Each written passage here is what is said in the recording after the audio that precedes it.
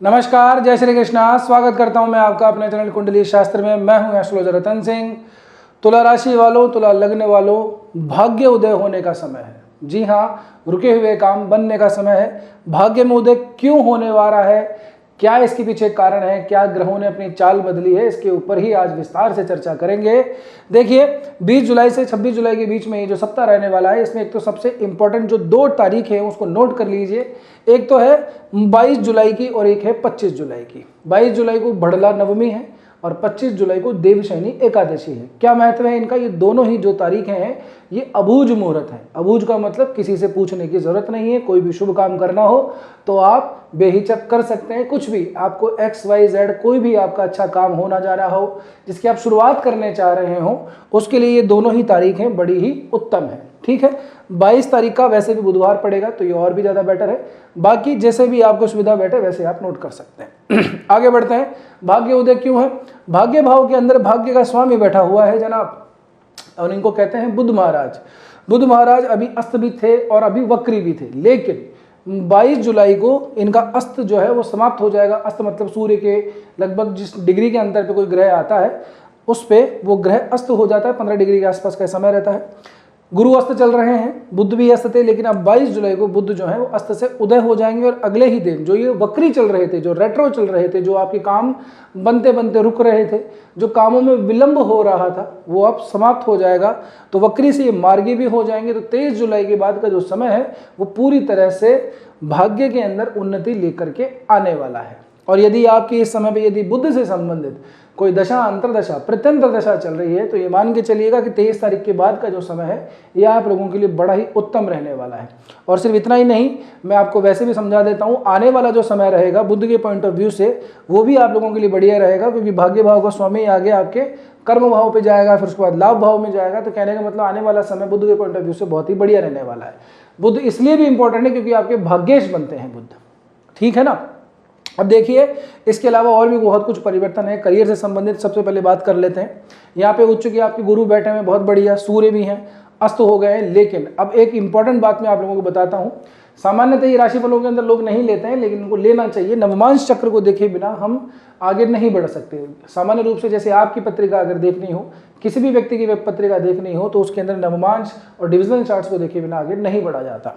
तो क्या है, गुरु अपने पुष्य नक्षत्र के अंदर अभी चल रहे हैं। तो पुष्य नक्षत्र के तीसरे चरण के अंदर ये 19 जुलाई को प्रवेश करेंगे और नवमांश में जब हम देखेंगे तो ये तुला राशि के ऊपर आएंगे। जी हाँ, गुरु जो है वो तुला राशि के ऊपर पुष्य नक्षत्र के तीसरे चरण में आते ही आ जाएंगे। ये आपकी राशि, आपका लग्न बनता है। तो आप लोगों के लिए तो गुरु जो है वो आपके नवमांश चक्र के अंदर आपकी राशि पे आ रहे हैं। तो आपके लिए एक तो ज्ञान से संबंधित अच्छा समय, पर्सनैलिटी को डेवलप करने के लिए अच्छा समय है, कॉन्फिडेंस अच्छा खासा बिल्ड करने के लिए समय है। दूसरी बात, ऐसे समय के अंदर कोई अच्छा व्यक्ति आपसे ज़रूर टकराता है, अच्छी गाइडेंस आप लोगों को देता है, अच्छी सलाह देता है। और कुछ नहीं तो अंतर मन में ही कुछ हमको ऐसे ख्याल आ जाते हैं, इंट्यूटिवली कुछ ऐसी चीज़ें होती हैं जो सॉल्व नहीं हो रही होती हैं। बड़े दिनों से उसकी ऊहा पोह चल रही है कि करें ना करें, काम शुरू करें नहीं करें, इसको बंद करना है कि नहीं करना है, उस व्यक्ति से कैसे काम निकलवाना है, कोई रास्ता नहीं समझ में आ रहा है। तो ऐसे समय के अंदर अचानक से ऐसा स्पार्क होता है और वो चीज़ें आपके सामने घटित होने लग जाती हैं। ठीक है, देखिए ये तो बहुत ही अच्छी स्थिति चल रही है आप लोगों की। भाग्य का स्वामी भाग्य में है और कर्म भाव के अंदर गुरु और सूर्य बैठे हुए हैं। उच्च का आपके गुरु है, लाभेश जाकर के कर्म भाव में बैठा हुआ है, लग्नेश जाकर के लाभ भाव में बैठा हुआ है। बहुत ही बढ़िया, बहुत ही उत्तम बात है।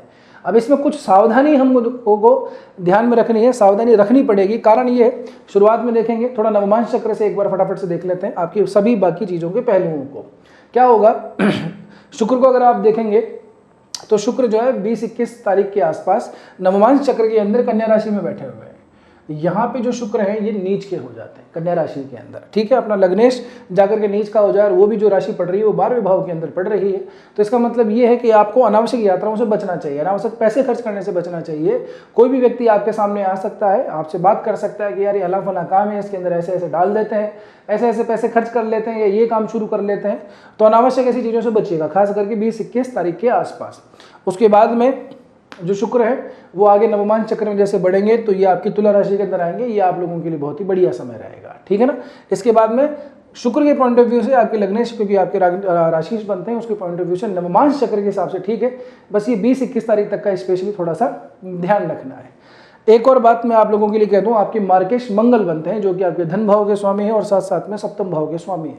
आपके जो दूसरी राशि पड़ती है शुक्र महाराज की, उसके ऊपर अभी चल रहे हैं 23 तारीख से पहले ये जो मंगल महाराज हैं ये रोहिणी नक्षत्र के चौथे चरण के अंदर चल रहे हैं। तो ये नीच अवस्था के अंदर होंगे नवमांश के अंदर, यानी कि मंगल यहाँ पे दिखाई दे रहे हैं लेकिन नवमांश में देखेंगे तो इस राशि में दिखाई देंगे और कर्क राशि में मंगल नीच के हो जाते हैं।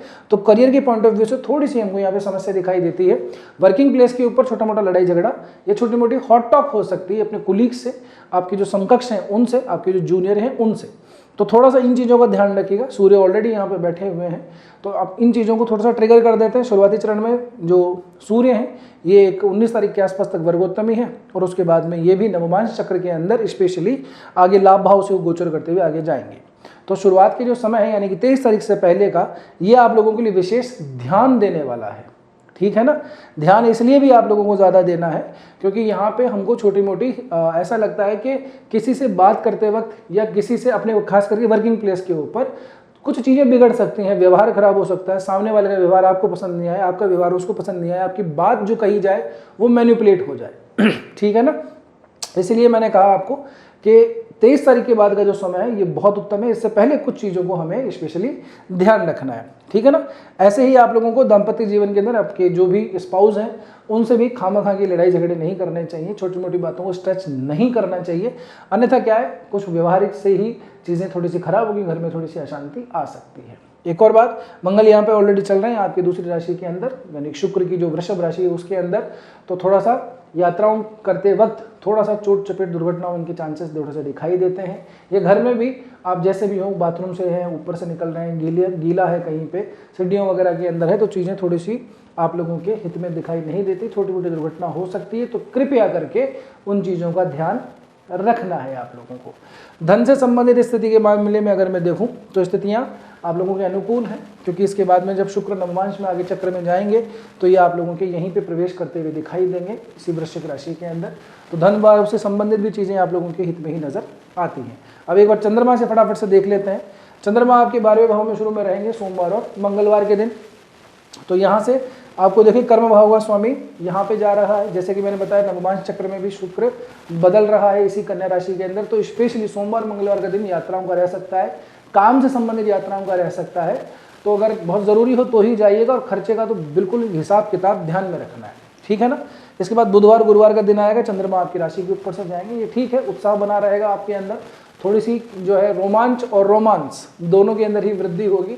खुश मिजाज रहिएगा, खामखा क्या है चीज़ों को लोड लेकर के कहाँ जाना है, ठीक, जैसी स्थितियाँ वैसी ही हैं, होई वही जो राम रची रखा। तो फिर चिंता किस बात की करनी है, चंद्रमाओं की गुजरेंगे तो थोड़ा सा मन को उल्लास थोड़ा दीजिएगा, थोड़ा सा क्या है भाव विभोर होकर रहिएगा, स्वागत कीजिएगा लोगों का, हंसी मजाक ठिठोली ये ज़रूरी है। तो अपना स्वभाव जो है वो आपका थोड़ा सा ठीक रहेगा। इसके बाद में चंद्रमा आएंगे आपके द्वितीय भाव में वृश्चिक राशि के अंदर। धन भाव है, परिवार भाव है, कुटुंब भाव है, लेकिन वृश्चिक राशि में चंद्रमा जनाब नीच के हो जाते हैं। लेकिन ये नीच का भंग हो रहा है। लाभ कर्म भाव का स्वामी जाएगा आपके धन भाव के ऊपर। तो यहाँ पे भी दिखाई देता है हमको कि परिवार से संबंधित कोई काम भी हो सकता है। इस समय पे कोई घर परिवार में शादी हो, कोई भी ऐड करना हो, कोई भी व्यक्ति हो, नया मेहमान कोई व्यक्ति जीवन में भी आ सकता है, परिवार में भी आ सकता है। तो यहाँ पे नीच भंग हो जाता है, मंगल की भी दृष्टि पड़ती है, गुरु की भी दृष्टि पड़ती है, तो ये नीच भंग हो जाएगा, तो इसकी टेंशन लेने की जरूरत नहीं है। धन से संबंधित देखिए ये जो कर्म है ना, आपका किया हुआ जो काम है, जो भी आप काम करते हैं XYZ, चाहे कमीशन का काम करते हो, चाहे आप लोग किसी टेक्सटाइल एजेंसी के अंदर काम करते हो, किसी फैशन डिज़ाइनिंग के साथ में मिलकर काम करते हो, है ना, आर्टिस्ट हो, थिएटर वगैरह के अंदर काम करते हो, या फर्नीचर से संबंधित कोई काम हो, एक्सपोर्ट इंपोर्ट का स्पेशली कोई काम हो आप लोगों का, तो आप लोगों के लिए ये इनकम बढ़ाने वाला समय रहेगा, स्पेशली शुक्रवार और शनिवार का समय। इसके बाद रविवार का दिन होगा, छुट्टी का दिन है, चंद्रमा आएंगे धनु राशि के अंदर। यहाँ पे आपको छोटे छोटे कामों के अंदर थोड़ा सा इन्वॉल्वमेंट जरूर से होगा, लेकिन वो भी आप लोगों के हित में ही रहेगा। कारण क्योंकि गुरु और चंद्रमा दोनों राशि परिवर्तन करेंगे, गुरु की राशि में चंद्रमा, चंद्रमा की राशि में गुरु। ये जो राशि परिवर्तन योग है ये काम से संबंधित आपका पराक्रम मेहनत दिखाता है। तो संडे की हो सकता है कि आपको छुट्टी ना मिले, छुट्टी कर भी ली तो आप लोगों को काम करना पड़ सकता है। काम करना पड़ रहा है तो कोई दिक्कत वाली बात नहीं है ना। आलस जैसी स्थिति तो हमको कोई खास विशेष दिखाई देती है नहीं आपके लिए यहाँ पे। तो आप लोगों के लिए तो मैं कहूँगा कि ये जो समय है पूरी तरह से काम को डेडिकेटेड है और काम से संबंधित भाग्य उदय होना लगभग तय है। भाग्य में उदय हो ही रहा है, भाग्य से जाकर के भाग्य में सही अवस्था के अंदर अब आ चला है। पहले भी यही था, लेकिन देखिए मैंने यही कहा, ग्रहों की चाल और ग्रहों की स्थितियां बदलते ही स्थितियां बदल जाती। एक और महत्वपूर्ण बात मैं आखिर में कह दूं, आपके जो भाग्येश हैं इनको भी नवमांश में देख लो एक बार, ये पूरे सप्ताह मेष राशि में रहने वाले हैं। तो व्यापार से संबंधित आप लोगों को लाभ दिखाई देता है, व्यापार से संबंधित भाग्योदय होता हुआ दिखाई देता है। जो भी लोग व्यापार करते हैं, अपना खुद का हो, पार्टनरशिप में हो, कैसे भी हो, तो कुछ बड़ा निर्णय लेना हो ज़रूर से हो जाएगा। कोई सरकारी काम है, कोई अटका पड़ा है, सरकार की तरफ से भी यहाँ पे हमको प्रॉफिट दिखाई देता है। तो सरकारी काम अगर अटका हुआ है, कोई भी डॉक्यूमेंट्स वगैरह है, कोई कागजी कार्रवाई करनी है, तो ज़रूर से सप्ताह के अंदर करिएगा, आपका काम बन जाना चाहिए। और 23 जुलाई के बाद में स्पेशली ज़्यादा ध्यान रखिएगा, ठीक है ना। नई जॉब वगैरह के अंदर कोई जा रहा है, कोई इंटरव्यू देना चाह रहा है, तो जाइए, बेधड़क जाइए, भगवान गणेश जी का नाम लीजिए और आगे बढ़ जाइए, काम आपका हो जाना चाहिए, ठीक है। यहाँ तक पहुँचे हो तो उम्मीद कर रहा हूँ कि वीडियो आपको ठीक ही लगा होगा। वीडियो ठीक लगा है तो आपने लाइक भी कर दी है। मेरी रिक्वेस्ट आप लोगों से एक ही रहती है हमेशा कि देखिए, आप हमारा जो परिवार है वो भी थोड़ा बढ़े, चैनल हमारा भी ग्रो हो, तो ज़्यादा से ज़्यादा इसको हाइप कर दीजिए इस वीडियो को। मेरी बस यही रिक्वेस्ट है, यही प्रार्थना है। आप लोगों की जय जयकार हो, और हो सके तो दोस्तों के साथ भी शेयर कर दीजिए, ठीक है। बस आज के वीडियो में इतना ही, मिलते हैं अगले वीडियो में। तब तक के लिए स्वस्थ रहिए, मस्त रहिए, अपना और अपनों का ध्यान रखिए। जय श्री कृष्णा, जय श्री राम, हर हर महादेव, जय गौरी शंकर।